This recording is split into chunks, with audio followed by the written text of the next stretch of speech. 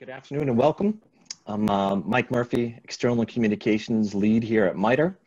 And today I'm joined remotely by Erin Williams, Executive Director and Division Director of Biomedical Innovation here at MITRE, and Rob Yekelik, Managing Director at the Harris Poll. And today, Erin and Rob will walk us through the key findings of the MITRE Harris Poll survey on lifestyle data privacy.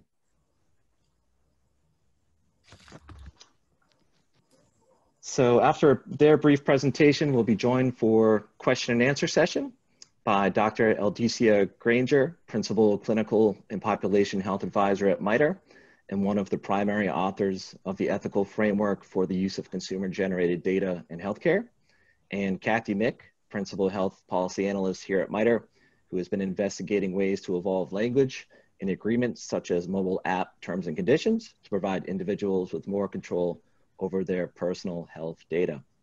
So to ask a question during the Q&A portion later on, you can either type it into the Q&A box or click raise hand button to be called upon. And finally, I do want to remind everyone that this conference is being recorded. So without further delay, please take it away, Erin. Thanks, Mike. And thank you to everyone for joining us. Let me begin by telling you about MITRE. MITRE works across government and in partnership with industry to tackle challenges to the safety, stability, and well-being of our nation. As a nonprofit chartered to work in the public interest, we have no owners or shareholders, and we don't compete with industry.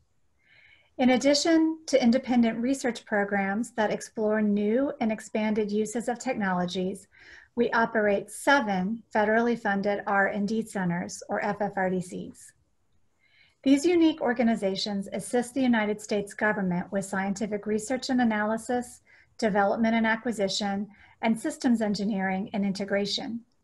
One example is the Health FFRDC, an objective advisor to the Department of Health and Human Services and other organizations and agencies with similar missions. Inside the Health FFRDC, we're focused on transforming data into insights for better health outcomes. This includes interoperability, clinical informatics, cybersecurity, health systems prototyping, policy, among other areas in health and human services. Ultimately, our goal is protecting and promoting the health and well-being of all Americans. Which brings me to why we're here today. Together with the Harris Poll, we are excited to share findings exploring the public's perception of how industry, like health insurance companies and employers, may use consumer-generated data. Consumer-generated data, or CGD, refers to individual lifestyle data or behavior data. It may include an individual's buying behaviors, patterns and preferences, their memberships and subscriptions, participation in events, and/or their online presence. It may also include health data collected from a smartwatch or health app. Healthcare organizations may use CGD for many reasons. However, we find that generally organizations are using it to make predictions or inferences about an individual's health status, risks, or behaviors, to create digital profiles that provide insights into personal preferences, characteristics, and interests, and/or to categorize individuals into data segments. Last year, my colleagues at MITRE proposed a framework for the ethical use of consumer-generated data in healthcare. The framework provides values, principles, and guidelines that organizations can apply to promote ethical CGD use and to better protect consumers from potential harm. This summer, we commissioned the Harris Poll so we could better understand consumers' awareness regarding use of their CGD. We'll be sharing the findings of that survey with you today. Finally, I think it's worth noting that we captured the public's opinion and perceptions at a time when health is at the forefront of many people's minds, and a time where we're stuck at home and we may be doing more online shopping, internet surfing, and binge watching than usual. And that makes this the perfect time to have a conversation about the privacy of our lifestyle data. And with that, I'll turn it over to Rob to walk us through the findings. Hi, Erin. Thanks so much. Really appreciate it. So my name is Rob Yakelik. I'm a managing director at the Harris Poll, and quite privileged to be working with the MITRE Corporation and discussing this important topic today. We're very optimistic about the research helping move forward a very important and critical topic today, and one that, again, I think it's a very interesting conversation because MITRE's experts have really been digging into it from a lot of angles, from looking at it from a healthcare perspective, from a data privacy perspective, and really bringing a lot of their expertise to bear. So just in terms of the research we did, many of you probably know the Harris Poll quite well. We've been around for the last 50 years. And one of the areas that's been a very keen focus for us over those 50 years has been looking at research on social, political, and in many cases, healthcare related trends, and doing that in a fashion that really is above and beyond any sort of industry standards. We feel we've been setting the standard for a long time. So this research fits those same kind of parameters. So the study was fielded June 16 to 18, 2,000 respondents, representative of the US public. We'll be looking at the data through a variety of subsegments, for example, looking at generation and ethnicity. All data is weighted to accurate proportions of the US public. And the full methodology, of course, will be included in the release. So first and foremost, one of the things that we see right away as we get into the research is that many consumers have their head around or thinking about this idea of privacy, but in many cases, they're not really thinking about it around all of their day-to-day actions. There's some that we'll get into that are very clear, but the vast majority, 89% of consumers, don't believe health insurance companies actually know their spending and streaming habits. As we'll talk about, they feel they know about a lot of other habits, some of which are very, very personal, very health related. But as we start looking at more of this consumer-generated data, there are a lot of gaps in information. So we'll take you through some of the top line highlights of what the research showed, and then we'll unpack it with the exact data charts so you can really get your head around the exact numbers, not just the broad trends. Okay? So as we set up, many people believe their health insurance companies know about things like substance use, right? Alcohol, tobacco, drugs, based off of a variety of tests they may be taking. But they really don't understand the degree to which data is being collected around more personal behaviors that are more day-to-day, right? For example, looking at purchasing patterns, looking at TV streaming or video game habits.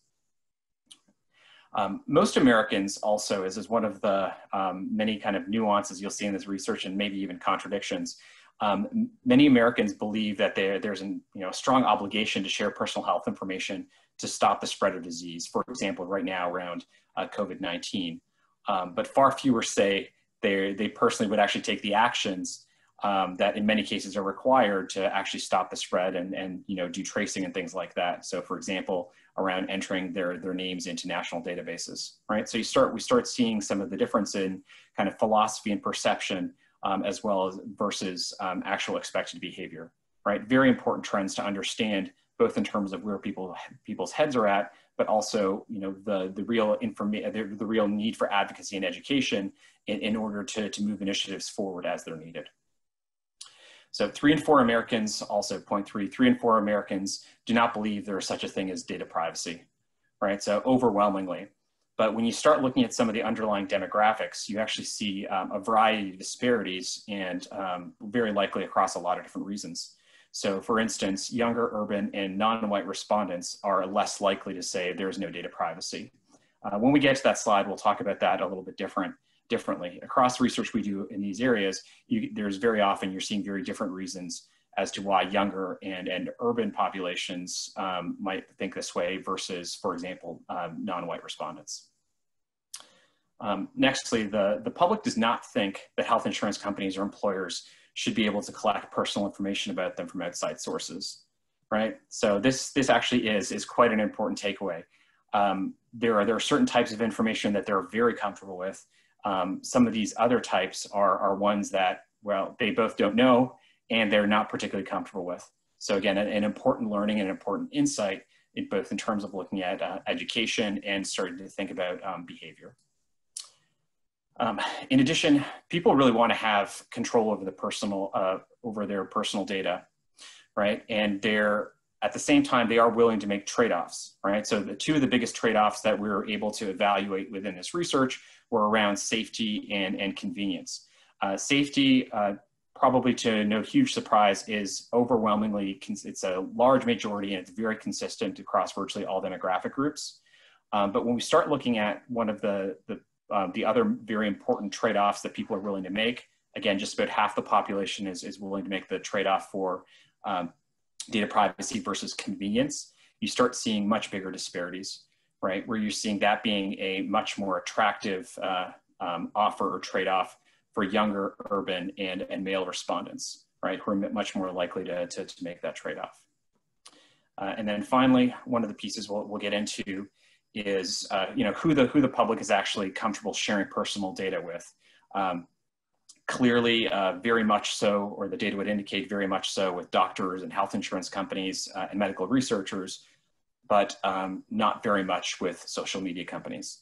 So again, as we're looking at where a lot of this consumer-generated data is coming from and who's collecting it, it creates some of those information gaps and areas where there's probably a certain, or the data would indicate there's strong levels of discomfort. So getting into the data in more depth. So about 4 in 10 believe that health insurance companies, have a good sense around, again, pretty personal behaviors such as alcohol or tobacco use or drug use. And so again, large swaths. But when we compare that to items or data collections such as purchasing patterns from credit cards, online shopping history, or streaming or watching TV, very, very few believe that, right? So there we can see that 89% who really aren't aware of those things. And many of you on the phone or on the call right now may actually, you maybe kind of second guessing or thinking about some of these. I know a number of my colleagues did as we were looking through this data.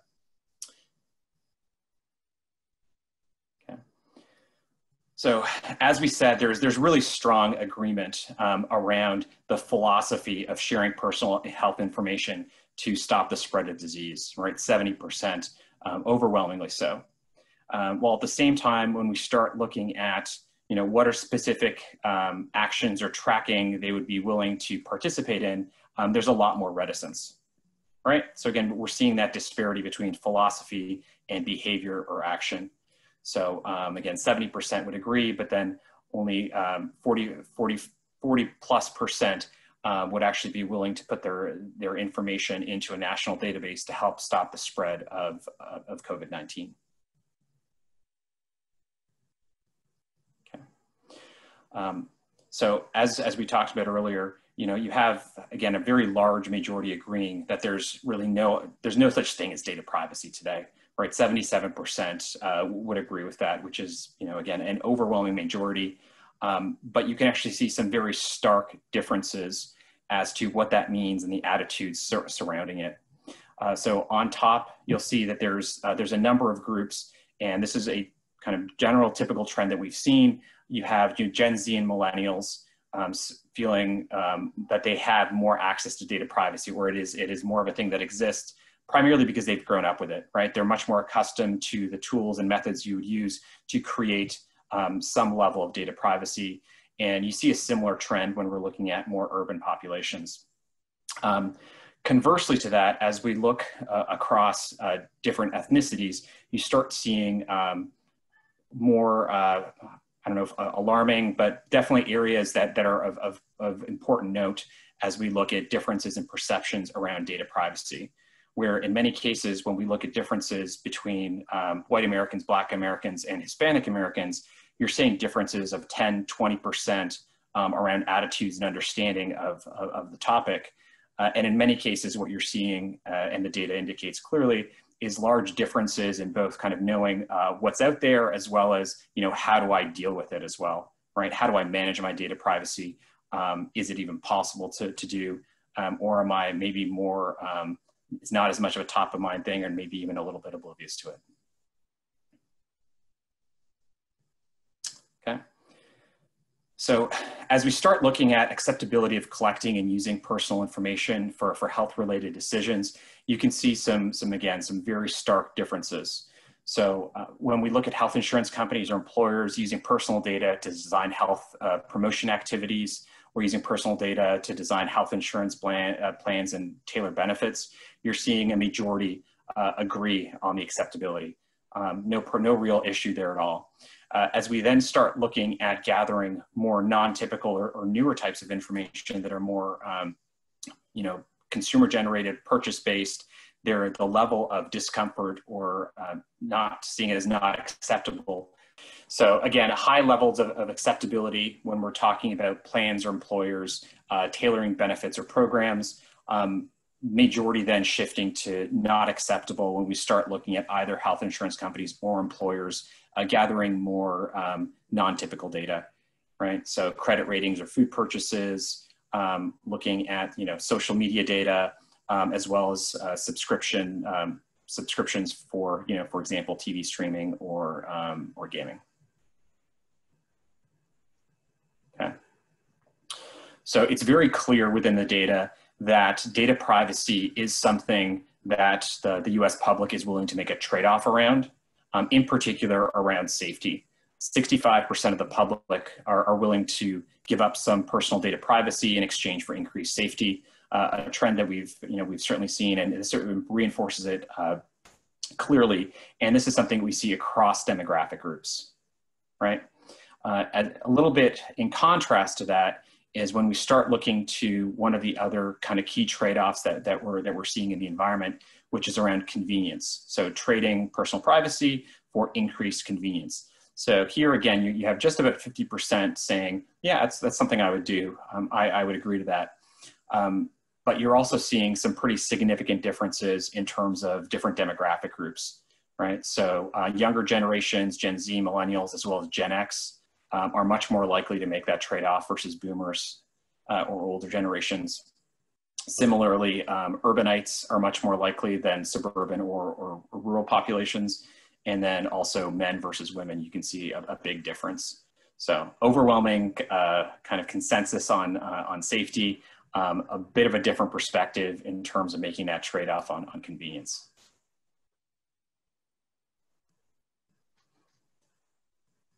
So as we start unpacking, the level of comfort of sharing personal information, personal health-related information, in many cases, the kind of information that's gathered by consumers as around their personal health, as well as the behaviors that we talked about.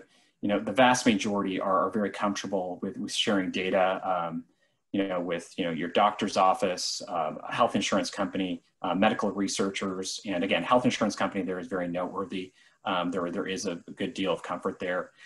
Conversely to that, when you start looking at companies that are maybe more tech related, and especially around social media, you're seeing a lot more reticence.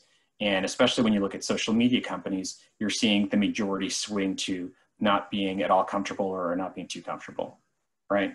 So a massive swing as we look at doctors versus health insurance companies. And probably the main highlight here is health insurance companies versus, for example, social media companies or even DNA or genealogy companies, right? You're seeing a big swing in terms of level of comfort. Well, thank you, Rob. Thank you, Aaron. I'm going to ask Dr. Eldesia Granger and Kathy Mick to join us for Q&A. Just a reminder to our guests online, you can either enter your questions into the chat, or if you press the raise hand button on your screen, I can call on you and have you unmute your line. If I do call on you, just ask that you introduce yourself and the organization you represent. So with that, Daniela Steinbach, I see you on the line. Do you want to unmute? Yes. Can you hear me? That's okay. I was wondering what an example would be of the safety that would be obtained by trading the personal information for it. So when we're looking at safety right now, that's it's very closely tied to, for example, the spread of things like COVID-19 And again, just being able to share information that pertains directly to personal health and community health. So outside of COVID-19 or before that, would there be examples of what safety one would obtain for sharing the information? So it's not directly indicated in this research, but I can just say from other research we've done, you have seen it. Again, it's tied to a similar trend, but even when we're looking at things like spread of just even the flu virus, you're seeing kind of similar kind of connections to that, I would say. Not nearly as stark as what you'd see right now with COVID-19. COVID-19 certainly is an inflection point for this. And, you know, I mean, again, it's a little bit off the research here, but there's a lot more companies that are working on, you know, again, handset manufacturers, Google, others are, you know, there's a lot happening in the space in terms of how you do it, why you do it, and it's a much larger kind of national conversation. But in research we've done in the past, you've seen these kind of trade-offs before when you think of, you know, really understanding spread of virus, spread of the flu. Thank you. No problem. Thank you. I don't see any questions in the chat. Any other questions on the phone? Just a reminder, you can press raise hand and I can call on you. Well, that looks like all the questions we have on the phone at the moment. So I want to thank Aaron and Rob for their presentation and for joining us, Aldisia and Kathy. For any additional questions or follow-up, you can certainly follow up with me at media@mitre.org. A news release is available on our website if you haven't seen that, at mitre.org/news, or you can email me and we'd be happy to send that over. Appreciate everyone attending today and look forward to future webinars. Thanks, everybody. Thank you. Thanks, Aaron. Thanks, Mike.